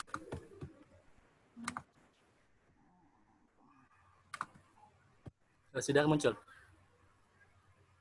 Sudah. Oh. Nah, ini sebuah landing page. Jadi konsepnya itu untuk Ethernet ini menggunakan sebuah hotspot, jaringan hotspot. Dari topologi ini bisa kelihatan. Ini jaringan yang melalui access point, hotspot. Dari switch itu saya tarik ke satu buah tower, mungkin bukan kayak sebuah tower, tapi dengan ketinggian sekitar 20 meter. Nah, ini untuk user yang bisa connect langsung dari notebook ataupun juga klien menggunakan HP, itu radiusnya bisa sekitar sampai 200 meteran. Jadi user hanya tinggal masuk, tinggal connect ke landing page ini. Kemudian untuk paket-paketnya ini biasanya mereka harus daftar dulu. Jadi biasanya bisa by WA ataupun juga langsung datang ke counter Ethernet yang ada di sana seperti itu. Nah, kemudian yang selanjutnya ini untuk akses yang via kabelan. Jadi aksesnya itu dari kabelan ini ditarik ke rumah-rumah. Dari rumah-rumah itu dipasang satu akses point lagi. Jadi konsepnya kayak IndiHome ataupun juga WiFi ID. Sama seperti itu. Jadi kita tarik kabelan dari server ke rumah, kemudian kita pasang satu akses point. Nah, untuk klien itu bisa langsung connect otomatis seperti itu. Ini untuk paketnya itu mulai dari 2.000 per masa aktifnya 3 jam, kemudian 4.000 masa aktifnya itu 1 hari. Kemudian juga ada yang 7 hari itu 15.000, sampai yang 1 bulan itu cuma 35.000 satu user seperti itu. Nah, bagaimana sih untuk manage member hotspot ini? Saya menggunakan namanya aplikasi Micmon, cuman ini kayaknya sih nggak bisa remote ke sana. Cuman nanti mungkin teman-teman bisa baca-baca di sini namanya Micmon. Nah, mungkin kalau yang tertarik bisa baca-baca di sini di Laksa 19. Jadi untuk bagaimana membuat sebuah manajemen sebuah hotspot, kemudian untuk login hotspotnya juga sudah disediakan. Dan nanti bisa baca-baca di sini linknya.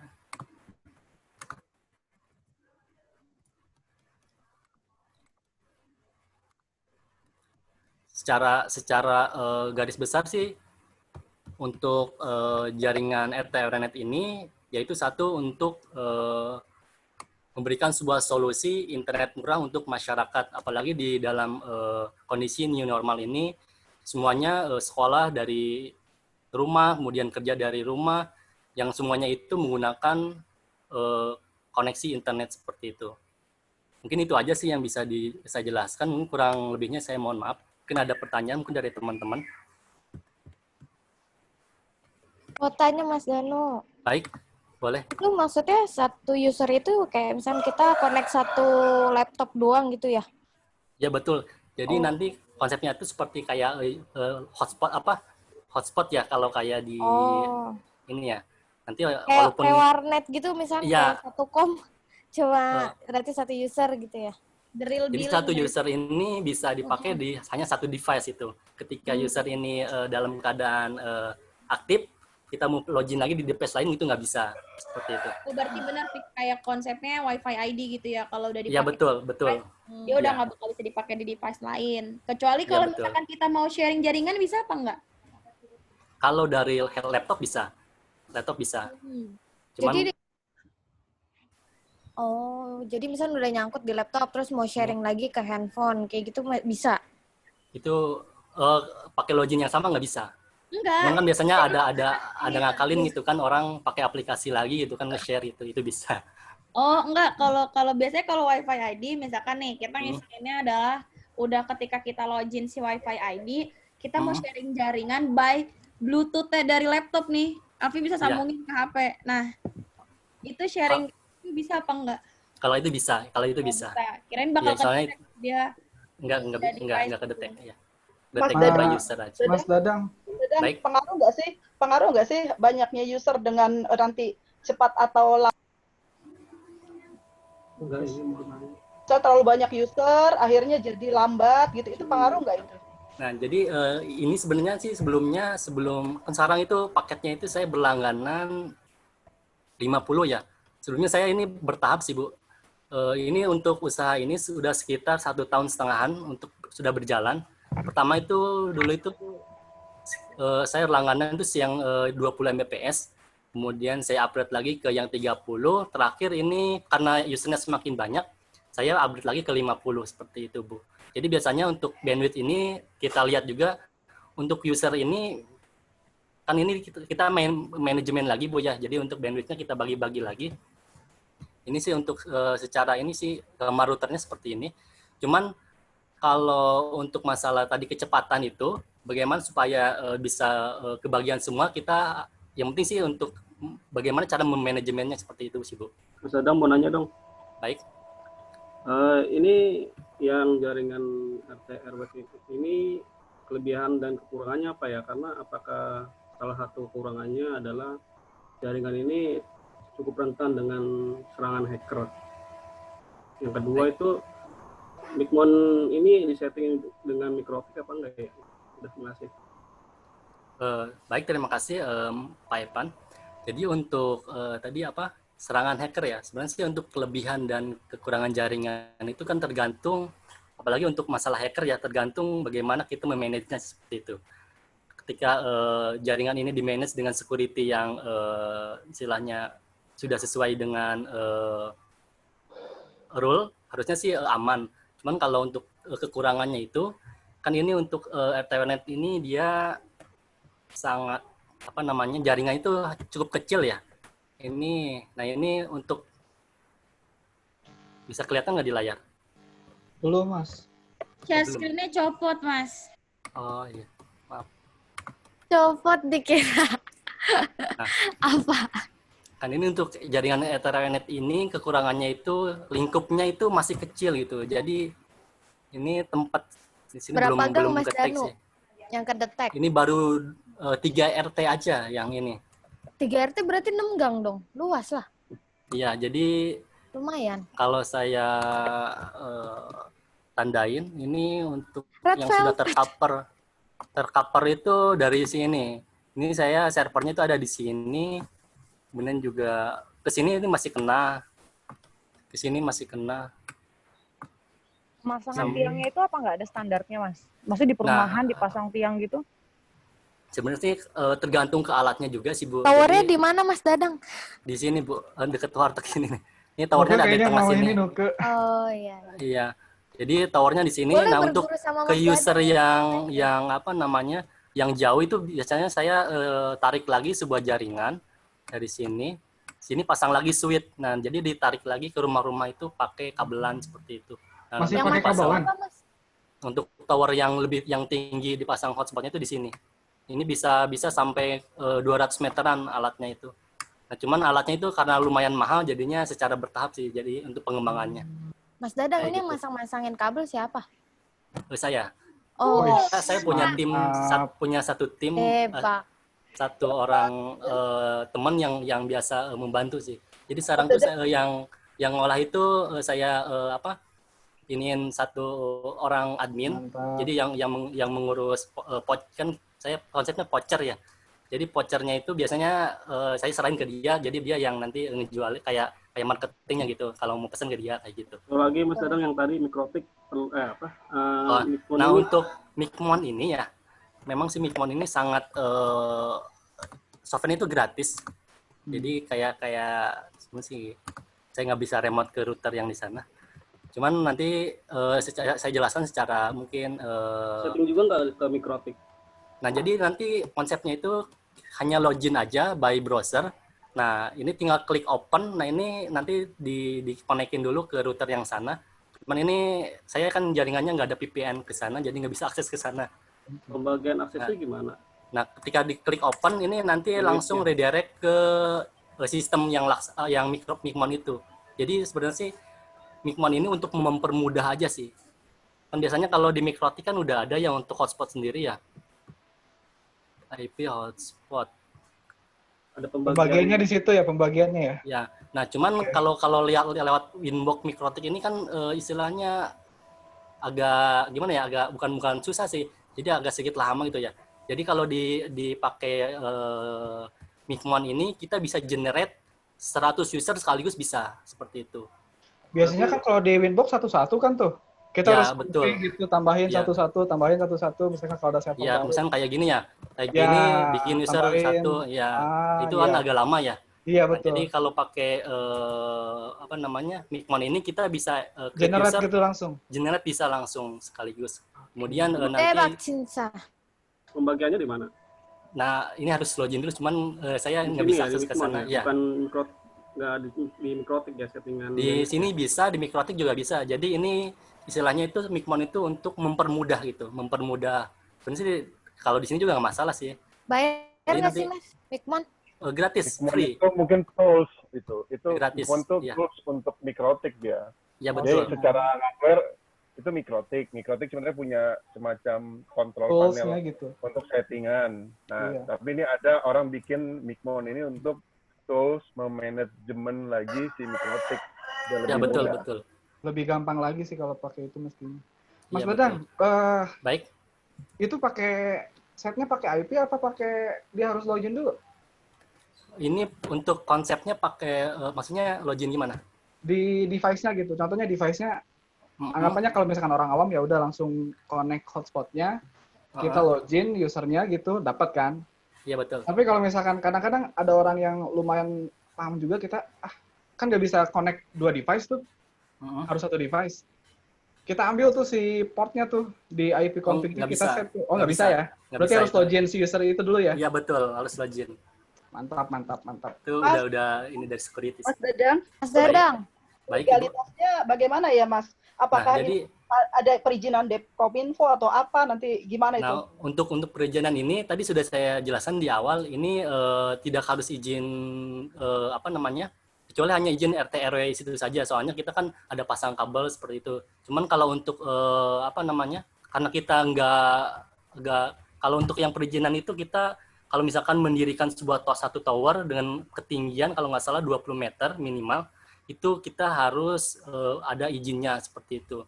Kalau untuk dari IndiHome ataupun misalkan kita langganan WiFi ID kita share lagi, itu sih enggak ini sih, Bu. nggak harus ada perizinan seperti itu. Oh, saya mau register sama IndiHome dengan First Media itu ntar apakah diprotes ya? Karena kan biasanya berkenaan dengan pajak-pajak atau apa gitu enggak ya?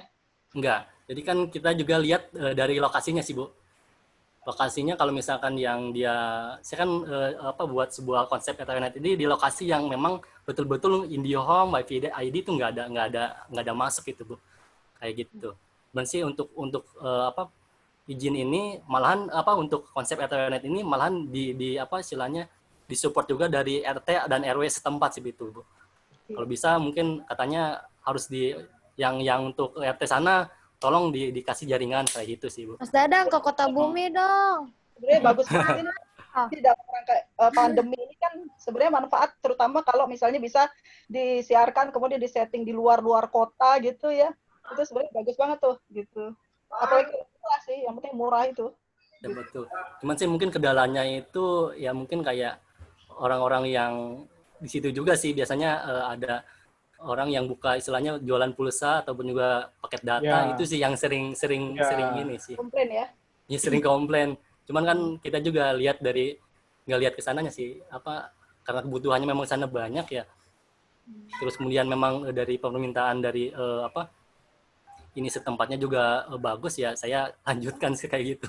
Mas Dadang, saya satu lagi pertanyaan terakhir. Kalau misalkan mau buka seperti itu gimana step by step-nya? Ya pertama cek dulu ISP yang udah masuk ke sana apa, maksudnya yang dekat. Maksudnya mungkin ada ISP kayak internet service provider yang sudah masuk apa. Kemudian yang kedua lokasinya. Lokasinya biasanya saya itu di perkampungan yang padat banget. Kemudian dan sana itu belum ada jaringan kayak IndiHome, kemudian WiFi ID itu belum masuk kayak gitu. Nah itu yang istilahnya suatu tempat yang bagus itu buat konsep Ethernet ini saya gitu. Mungkin kayak di perkampungan juga bagus. Oke guys. Mas Dadang, satu lagi Mas Dadang. Baik. Mas Dadang, ini kan pakai wireless kan? Kalau tadi Mas Dadang gambarin kan kotak. Sebenarnya kan wireless itu kan jangkauannya itu nggak kotak gitu. Dia kan semacam lingkaran elis. Nah, itu akan terjadi blank spot gitu. Nah, di antara kotak-kotak itu kalau Mas Dadang taruh di wireless-nya, berarti kan kalau wireless itu kayak buletan gitu, dia di frekuensi sinyalnya itu. Nah, itu ada sisi-sisi yang akhirnya terdapat blank spot gitu. Kalau perumahan kan kayak kotak-kotak gitu kan. Nah, itu akan terjadi sisi blank spot untuk di Wi-Fi. Nah, itu solusinya yang sekarang tuh gimana Mas Dadang? Untuk konsep sekarang itu saya pakai konsep point to multi point gitu. Jadi untuk saya beli sebuah akses point yang dimana dia bisa menyebarkan sinyal 160 derajat. Jadi ke belakang kena, ke depan juga kena, pinggir kena, sama samping juga kena kayak gitu. Nah kalau misalkan untuk yang tidak jaringannya yang nggak dapat tuh biasanya solusinya itu tarik satu buah kabel, kemudian saya pasang switch, kemudian untuk user yang ininya saya tarikin satu kabel-kabel ke rumah kayak gitu.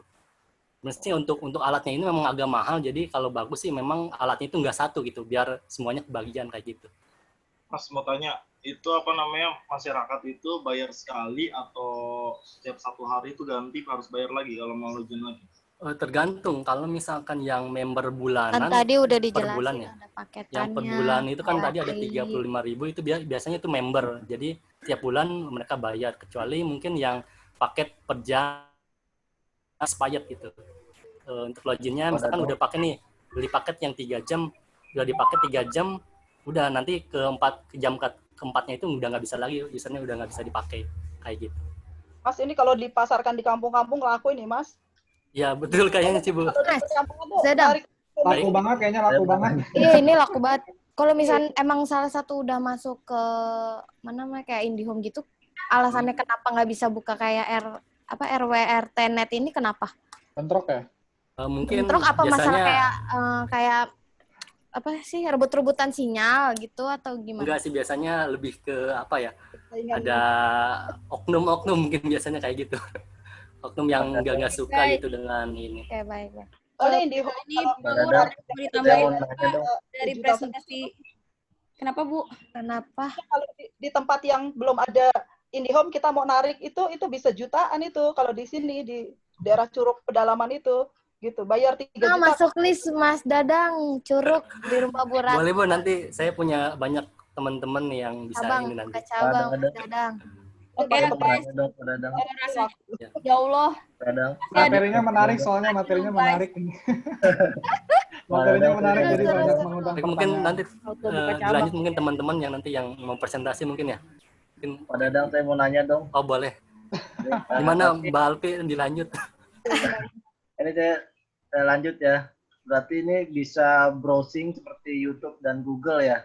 Ya betul. Ini paketnya unlimited. Kan ini kan sekarang kan lagi masanya lockdown nih di rumah. Betul. Bisa nggak ini diaplikasikan ke penemuan belajar daring tanpa internet? Mungkin melalui WLAN ataupun jaringan apapun dalam siswa atau mahasiswa dapat mengambil materi atau video yang diberikan oleh guru atau dosen. Bisa nggak kira-kira tanpa internet? Sebenarnya sih kalau untuk daring ini memang harus ada internet ya. Soalnya kalau misalkan offline itu ya mungkin jaringannya hanya satu lokal jaringan area aja ya. Kayak mungkin kalau SD mungkin bisa, tapi kan orang-orangnya juga tempatnya nggak hanya di sana ya. Maksudnya nggak hanya satu lokasi. Kalau offline kan biasanya harus satu lokasi ya. Iya. Mungkin maksudnya repot juga sih masang-masang LAN-nya. Mungkin maksudnya intranet kalau yang tadi internet gitu. Bisa aja sih. Iya, agak repot. Soalnya kalau aplikasi kan memang harus ada internet biar enak bisa diakses dari mana-mana gitu ya. Nah, kecuali Mas Dadang ngasih ada alamat WiFi apa istilahnya access point yang gratis, yang istilahnya nggak dapat akses internet, tetapi bisa interkoneksi sesama pelanggan gitu. Oh bisa, bisa. Itu bisa di manage, kan bisa. Tinggal di routing. Mereka cuman menerima data doang, nanti video misalkan nih kasih tugas, jadi siswa tinggal ngambil tuh tugasnya. Oh bisa. Bisa mungkin nanti biasanya kalau misalnya ini dibuatkan satu buah jaringan local area network mungkin hanya aksesnya hanya lokal mungkin ya seperti itu. Jadi untuk internetnya mungkin diblok kayak gitu. Ajuin proposal aja Mas Adi. Alumni mana sih? S1-nya di mana? Ya Pak UR. S1-nya di mana kamu? Saya di Raharja Pak UR. S1-nya Raharja ya? Iya betul. Jurusannya apa? Saya software engineering kemarin untuk konsentrasinya. Baru lulus kapan nih? Sama kemarin belum wisuda juga Pak UR. Angkatan 3 Pak. Oke. Jadi itu pertanyaan-pertanyaannya banyak banget. Jadi saya mesti cut dikit dan kesimpulan ya. Berarti kalau masih penasaran sama Dadang ya itu berarti silakan ngomongin lagi di WAG, baik di dalam WAG atau di chat pribadi ya guys ya. Terus pada dapat SC ada yang kasih sanggahan juga tapi belum dapat SC juga. Itu ya sedikit rezeki lah ya, karena saya juga nggak bisa SC-in semuanya gitu ya. Jadi jangan marah ya kalau misalnya malah belum dapat SC dan sebagainya walaupun udah tanya gitu loh ya. Oke, saya mungkin ada beberapa pendapat, kasih gambaran sedikit. Pertama UR ingin mengatakan bahwa wah ini bagus banget gitu loh ya dari Dadang yang disampaikan tentang RT RW net ini. Dari dulu sih saya juga udah pahami bahwa ini sedang berjalan gitu loh ya. Banyak orang yang menginstall hal-hal seperti ini. Salah satunya si Eric juga install ini. Kenal nggak sama Eric? Kenal ya? Eric Fabianto kenal? Kayaknya pernah ini. Oh iya oke. Nah, saya lagi ingin katakan bahwa ini hal yang menarik yang sebenarnya bisa menjadi pilihan untuk kamu angkat ke dalam proposal tesis kamu kalau kamu mau ya. Sebenarnya yang terpenting adalah saya itu nggak ingin kalian punya tesis ya cuma buat ngada-ngada gitu. Ngerti nggak? Paham nggak saya bilang ngada-ngada itu apa ya? Ngada-ngada itu yang seolah-olah bikin program, seolah-olah programnya jadi, dan seolah-olah udah mau lulus kayak gitu-gitu. Itu coba dihindari hal-hal tersebut Ya. Tapi hal-hal yang merupakan benar-benar jalan, ya, dan diuji untuk sekian waktu, itulah yang sangat diharapkan di dalam tesis ini. Ya. Hal-hal sebenarnya bisa dikemas. Maksudnya begini, kalau Dadang ingin ngambil tentang RT/RW-Net ini untuk proposal tesis, sebenarnya boleh nggak kayak gitu-gitu kan ya? Jawaban dari UR sebenarnya lebih bagus itu, gitu, lebih bagus tentang ini, ya karena ini sesuatu yang benar-benar jalan dan benar-benar kamu kuasai. Sehingga prinsipnya tinggal dikemasnya aja bagaimana. Berarti kamu harus kerjasama dengan pembimbing supaya ini bisa dikemas dengan lebih baik, ya. Misalnya cuman itu aja, terus abis itu pengen sidang tesis dan pengen lulus, sebenarnya juga nggak terlalu salah. Ya, itu aja deh gitu, nggak usah nama-nama lagi, itu aja gitu ya. Kalau dari pendapat UR itu nggak terlalu salah. Ya, tapi alangkah baiknya kalau kamu bisa ada pengembangan, contohnya kayak seperti teman-teman bilang, oh ya di Sukabumi dong, oh ya di mana dong, oke. Terus habis itu kamu bisa tarik sesuatu yang panjang gitu ya, sehingga pelayanan kamu itu bisa lompat lompat pagar atau lompat jarak jauh lah gitu, sampai bisa dilayani juga di situ dan sebagainya. Dan itu merupakan pengembangan yang mungkin butuh ilmu tertentu, yang harus nambah alat tertentu dan harus nambah software tertentu sehingga itu layanan bisa bagus gitu loh. Ya. Jadi ini suatu proyek yang menarik, Dang. Itu pun bisa dijadikan tesis kamu, ya. Pada saat tesis itu ditanya-tanya, diuji-uji, kamu pun akan jadi fasih gitu, lancar gitu loh ya. Taunya dari mana? Pada saat tadi kamu lagi mendemonstrasikan kepada teman-teman, jari yang bergerak tuh, trek gitu ya. Jari yang bergerak itu mendemonstrasikan bahwa kamu fasih, kamu ngerti, kamu menguasai keadaan. Nah, itulah yang sebenarnya terpenting di dalam tesis itu. Jangan kamu keluarin sesuatu yang baru kamu coba-coba, baru juga jadi nih, baru lagi tunggu persetujuan nih. Itu jelek lah, percaya sama saya, jeleknya bukan main. Terus abis itu kamu tombol juga belum tahu taruh di mana, terus pencetan ini juga nggak fasih, itu juga kurang tahu dan sebagainya. Nah itu udah pada dasarnya di dalam tesis itu udah paling jelek lah gitu, ya. Tapi kalau kamu datang dengan sesuatu yang kamu kuasai, ingat loh, sesuatu yang kamu kuasai itu berarti orang lain nggak bisa kuasai sama seperti itu, ya. Misalnya kalau UR sendiri disuruh kuasai itu hal yang kamu lagi sedang jalankan, tentunya pada saat pegang keyboard aja udah langsung ketahuan bahwa ini nggak fasih, ini nggak lancar dan sebagainya. Di samping itu, misalnya ada teman-teman yang lain, misalnya Ketut lah atau Evana lah atau Zainal lah disuruh pegang apa dan sebagainya, ya tentunya langsung kelihatan bahwa itu nggak fasih. Nah, hal-hal yang fasih, hal-hal yang kamu kuasai, itulah yang harus didemonstrasikan di dalam tesis itu. Ya. Jadi cepat-cepat tuh kamu juga udah bisa langsung cari pembimbing gitu ya, yang bisa ngertiin dan pahami yang kamu ingin bawa seperti itu. Lalu bagaimana itu semua dikemas dengan baik dalam bentuk proposal dan juga sidangnya. Bahkan sampai ada jurnalnya gitu loh. Ya, jurnalnya kalau kamu coret-coret aja itu sebenarnya ada orang yang mau nulisin gitu. Kalau udah coret-coret udah jadi semuanya gitu tuh ya. Bisa ada orang yang mau nulisin dan data-data dapat dari kamu gitu loh. Ya, atau kamu mau nulis sendiri. It's always okay gitu ya di dalam kerjasama itu ya.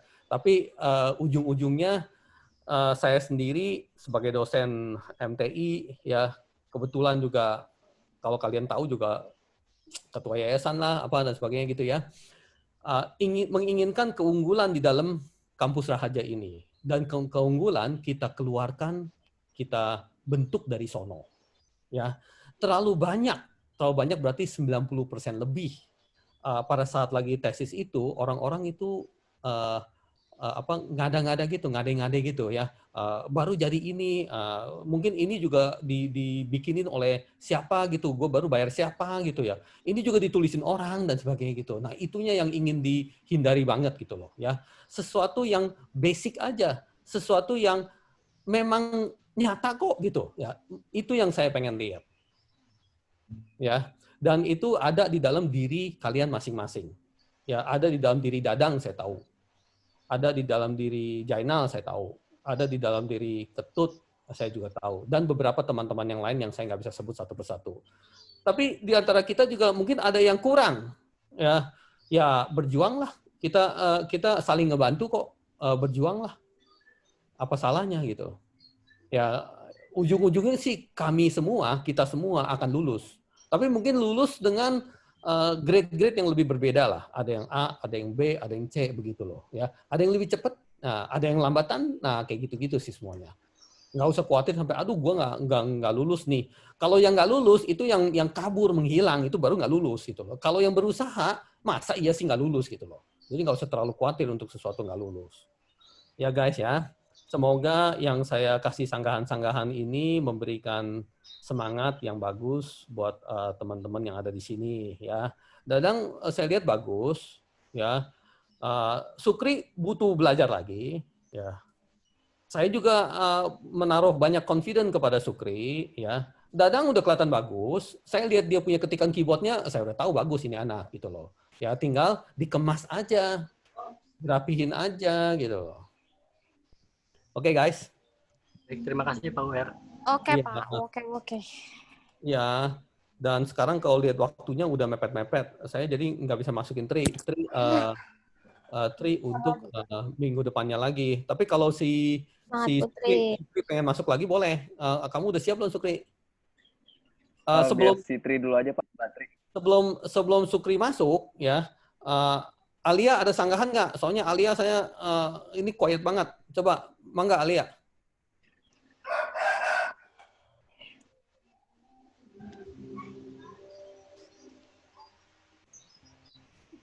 Alia ada?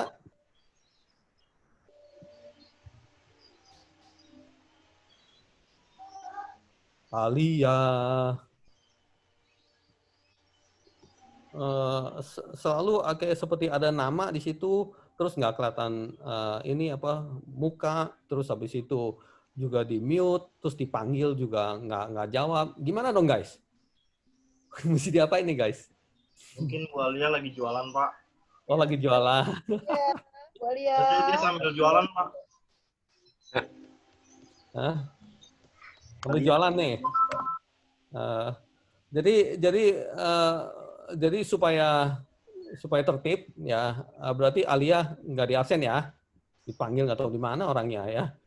Nanti kamu kalau berkawan dengan Alia ya bercandain dia, lu tadi dipanggil nggak nongol gitu ya.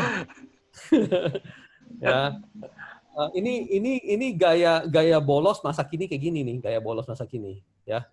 Gaya bolos masa lalu. Ala COVID Pak. Ya. Kalau gaya bolos masa lalu itu kamu harus manjat tiang, manjat pagar gitu lah untuk supaya bolos sekolah gitu ya. Tapi semenjak COVID ini online semua, ini gaya bolos kayak begini nih, ya. Yang taruh aja satu laptop yang on, terus abis itu di mute dan nggak di onin videonya, ya udah bolos dah. Oke guys, jadi mohon maaf ya untuk Alia dipanggil-panggil nggak nongol, jadi terpaksa ini nggak di absen ya. Sukri masih ada nggak? Kalau Sukri udah nggak ada, kalau saya bilang sih kita akhiri aja yuk. Ini kita punya pertemuan. Saya udah dari pagi capek banget nih. Gimana? Oke Pak. Ada pertanyaan-pertanyaan apa nggak? Coba yang tentang apa kayak gitu, tanya-tanya saya gitu, ada nggak? Misalnya tentang Pak. Boleh tanya-tanya ya. Contohnya kita punya tadi saya tertarik tentang tesis sih Pak. Anggapannya kita udah ada konsep matang dan itu konsepnya tuh udah dijalanin berapa tahun gitu. Cuman kebetulan terbentur karena kita bukan basic dari programmer. Kan ada dari teman-teman tuh yang basicnya bukan dari IT gitu ya. Tapi dia punya pekerjaan yang emang ada sangkut pautnya gitu, yang mau ada, kan setelah kita masuk ke Raharja University, oh ternyata harus di era digital nih. Nah, ada sebuah pembaharuan gitu mengenai tentang pekerjaannya, tapi dia bukan basic dari programmer. Apakah itu bisa diterima sesuai dengan standarnya gitu, atau kita harus benar-benar harus mempunyai mana programnya, atau cukup dengan oh ini konsepnya seperti ini karena saya di bidangnya gitu Pak. Gimana Pak? Kita itu kan information technology, ya, MTI ya, Magister Teknologi Informasi ya. Jadi di bidang information technology, lalu katanya konsentrasinya apa? Business intelligence gitu loh ya. Pada akhirnya memang buah bibirnya dari penyidang akan terus-menerus mempertanyakan hal tersebut. Ya, ini kan MTI, ini kan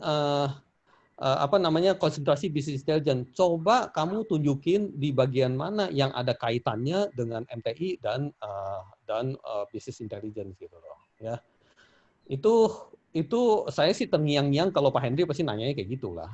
Ya. Dan yang lain-lain juga banyak yang akan mempertanyakan hal seperti itu. Kita akan kemas ke arah situ. Jadi yang Zainal ngomongin, saya nggak kebayang karena contohnya nggak jelas.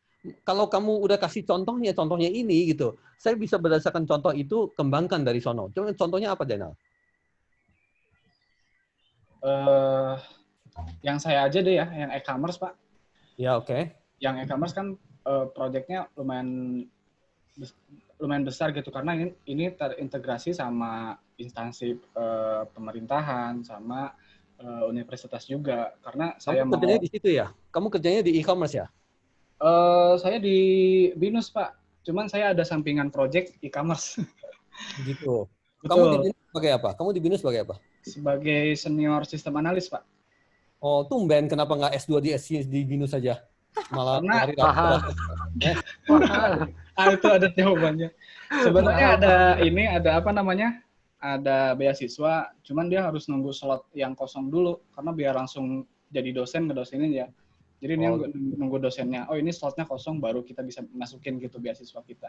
Iya, tumben banget. Iya, berhubung waktunya nggak ini Pak, waktunya nggak ini, terus saya umur juga udah semakin udahlah gitu, udah apply aja di Raharja. Oh gitu. Kualitasnya sama bagus sih. Alah, malah sebenarnya lebih bagus loh. Paham Pak. Enggak Pak. Teman saya ada di BINUS, saya bicara tentang jurnal.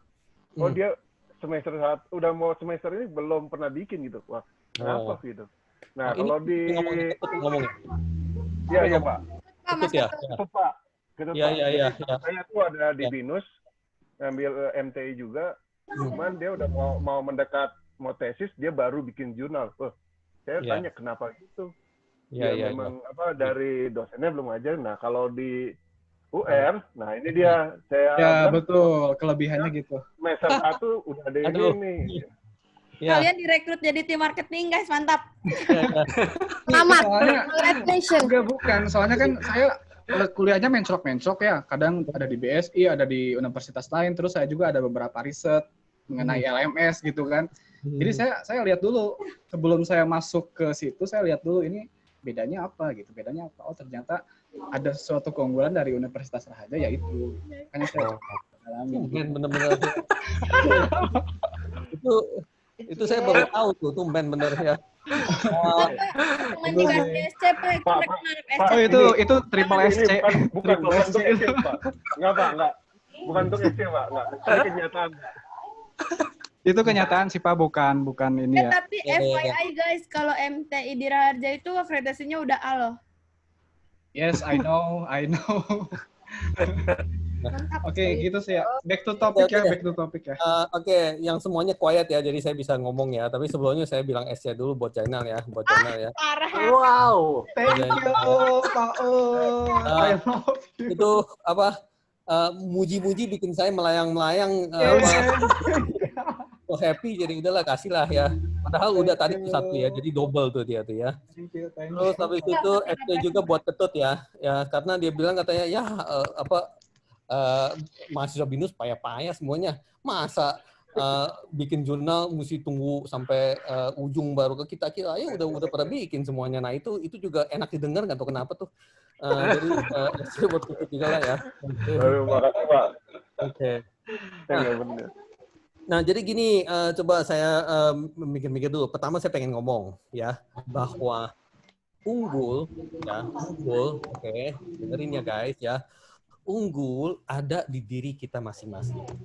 Ya, jangan menunjuk orang lain. Kok lu nggak unggul sih gitu? Misalnya kamu di Raharja, terus abis itu kamu nunjuk-nunjuk ke Raharja. Kok kamu nggak unggul sih? Itu udah paling jangan deh. Ya, kamu mesti mengatakan bahwa Raharja unggul gara-gara aku gitu loh. Paham nggak guys? Ya itu penting banget gitu ya. Nah, saya menanam diri saya juga ya. Saya mengatakan kepada diri saya sendiri, insya Allah ya, Raharja unggul gara-gara UR. Gitu. Tapi itu harus dianut oleh semua orang yang sebagai pribadi Raharja, yang kebanggaan tuh pribadi Raharja tuh, ya. Yang tadi si Sukri itu masih Gmail-Gmailan, saya kesel itu karena saking cintanya dengan Raharja gitu ya. Ini orang pribadi Raharja kok nggak pribadi Raharja banget sih, kayak udah kayak gitu-gitu tuh. Hati kayak gitulah teriakannya ya. Nah, jadi hal itu ditanam di Ketut juga. Ya Ketut akan bilang begini, Raharja itu unggul gara-gara aku gitu. Nah, terus Jainal juga bilang begitu, Raharja itu unggul gara-gara aku gitu. Nah, semuanya menanam hal seperti gitu. Kamu bayangin Raharja bisa berapa kuat? Kuatnya minta ampun. Ya, tapi kalau menunjuk-nunjuk orang lain berarti, ayo dong Raharja, kamu mesti bagus. Kalau nggak gue malu nih gitu. Itu nunjuk-nunjuk orang lain. Ya, pada akhirnya nggak bakal maju karena maju itu mesti serentak bersama. Setuju ya guys? Setuju. Teamwork ya. Jadi sebenarnya saya sih kangen banget sama Meet ini nih. Pengen dah kapan-kapan kita ketemu, saya traktirin nasi goreng atau gimana gitu loh ya. Tapi masih lagi masa Covid ini, nggak tahu kalau saya ajak sebenarnya bagus apa enggak gitu loh. Ajaknya bisa Jumat malam lah atau Kamis malam lah gitu loh ya. Kita ketemu yuk gitu. Saking udah kerja gitu tapi tetap datang. Abis kalau nggak online semua. 6 bulan nggak pernah datang gitu loh ya. Itu kan agak kangen juga gitu loh ya. Nggak tahu udah untuk Kri. Kalau untuk Kri saya nggak tahu. Masa dia disuruh terbang datang ke sini. Ya, gimana? Ada ide? Setuju banget, Pak. Setuju. Boleh sih, Pak. Mumpung libur. Ya, kalau saya usul, ya kita kumpulnya di hari Selasa atau hari Kamis sambil main bulu tangkis. Saya traktirin Boleh, Pak. Jadi datang malah bawa kaos sama celana pendek gitu loh, sama sepatu ya. Kalau nggak diomelin sama Pak Rektor kalau nggak pakai sepatu ya. Sepatunya sepatu yang bawahnya karet guys ya. Jangan yang yang ibu-ibu juga ikut gitu loh ya. Terus kita main-main bulu tangkis ya. Tungguin waktu sampai jam 7. Makanan pada datang semuanya. Kita makan sama-sama ya. Terus habis itu diskusi tentang proposal tesis mau gimana nih, kita kerjain kayak gini yuk, itu juga bagus banget gitu. Belum saya ingin memperkenalkan Alphabet Inkubator ya, itu tempat asik juga gitu ya. Kalau datangnya agak pagian, datangnya malaman juga saya bukain lagi deh untuk kalian masuk gitu, untuk lihat-lihat foto-foto sama-sama gitu ya.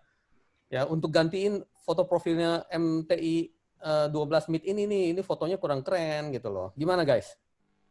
Ya. Setuju, Pak. Ya.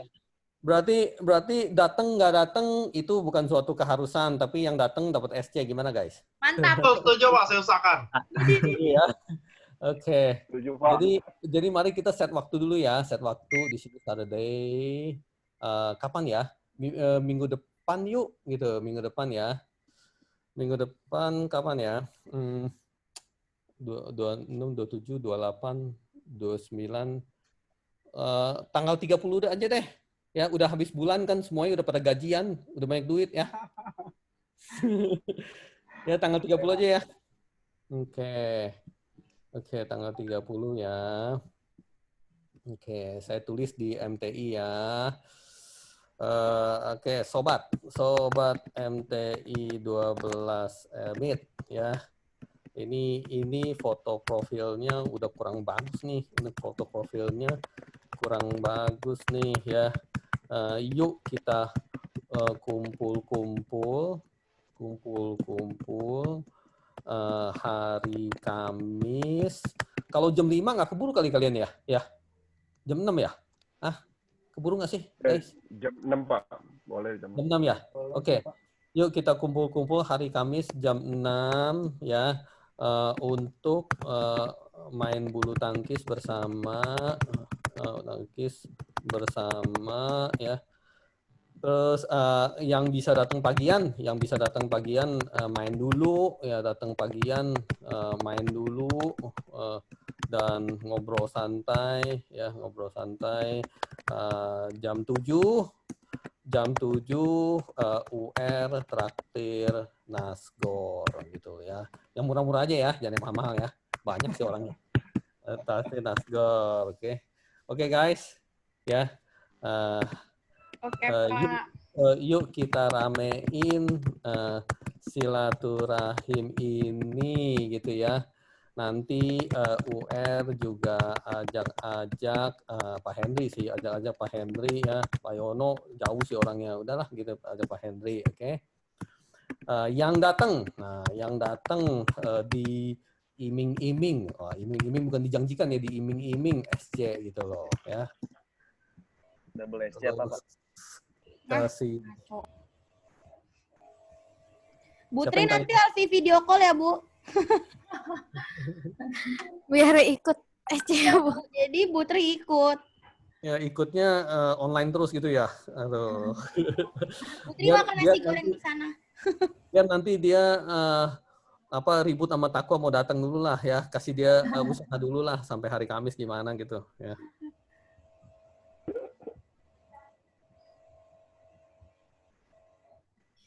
Oke guys. Oke Pak. Oke Pak. Udah habis ya waktunya ya guys. Ya Pak. Thank you ya guys. Pak. Ya, Pak. Makasih Pak. Waalaikumsalam. Thank you guys. On. Bu Alia tadi dicariin Pak UR, Bu. Bu Alia kemana aja, Bu? Aduh, ya Allah, biasa. Ya, alhamdulillah ada rezeki Pak. Maaf Pak, minta izin tadi apa ya?